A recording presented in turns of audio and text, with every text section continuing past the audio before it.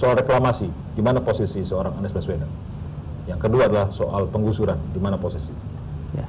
Jadi misalnya sekarang pemerintah pusat sedang melakukan pengkajian ini soal reklamasi, karena otoritasnya banyak juga di pemerintah pusat, dilakukan di Kementerian Keuangan, kemudian dilakukan nanti Kementerian Lingkungan Hidup, lalu Kementerian Kelautan. Mereka selesaikan itu. Kita lihat nanti hasilnya seperti apa.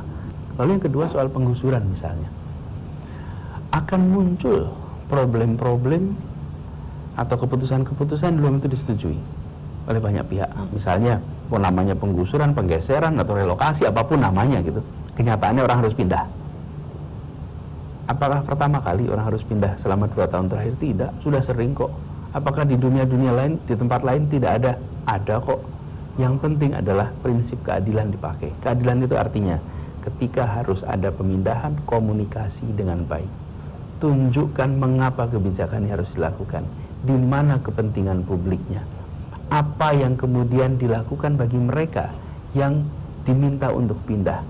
Dan pindah itu bukan sekedar pindah, apakah mereka bisa hidup dengan baik di tempat yang baru, apakah mereka bisa mendapatkan suasana yang baik di tempat baru. Itu harus dibicarakan. Jadi menurut saya, kenapa akhir-akhir ini kita sering bicara tentang relokasi, penggusuran, karena komunikasi yang tidak terjadi. Lalu yang muncul adalah pelaksanaan aturan saja.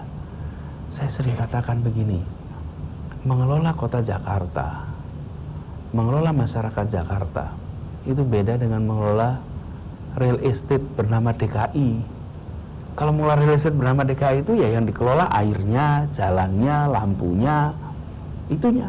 Masyarakatnya nggak dikelola. Loh, yang menjadi pemimpin di DKI itu mengelola masyarakatnya loh, bukan mengelola infrastrukturnya kayak di sebuah real estate. Yang sekarang ini tidak seperti jadi itu.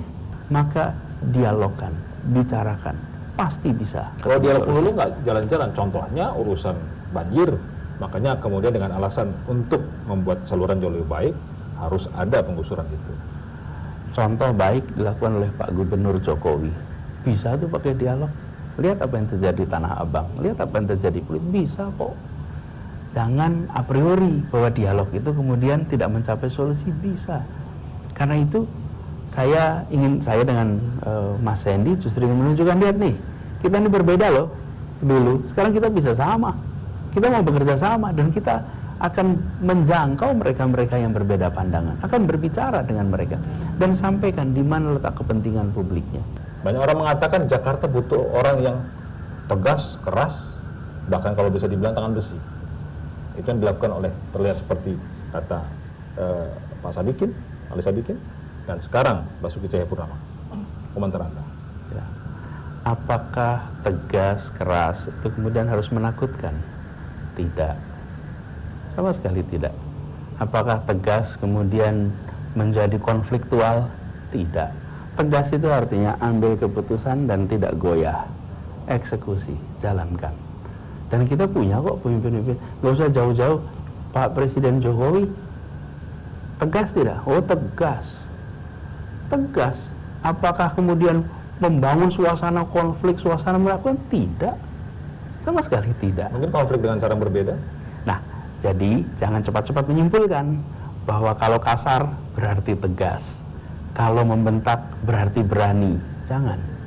Bahkan kita pernah punya pemimpin di Indonesia, namanya Presiden Soeharto, selalu tersenyum. Tapi adakah yang berani bilang Pak Soeharto itu galak, santun? Ada nggak yang berani mengatakan dia bukan pemberani? Oh, sangat pemberani. Ada nggak yang berani mengatakan dia tidak tegas? Oh, sangat tegas.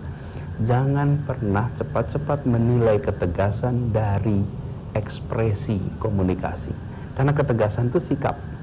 Jadi ketika saya ditanya apakah saya mengambil sikap tegas, ketika saya mengatakan saya bersedia, kurang tegas apa keputusan ini?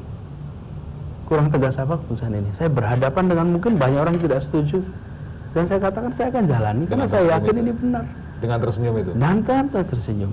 Justru kita harus bisa menunjukkan, memimpin kota itu juga menjadi contoh bagi semua. Saya seringkali membayangkan betapa sulitnya jadi orang tua kalau anak-anaknya bertanya tentang orang-orang yang berada di wilayah publik dengan kata-kata yang belum tentu pantas untuk dikutip di ruang meja makan di rumah. Karena kata-katanya belum tentu patut. Kita tidak ingin anak-anak kita kemudian kebingungan melihat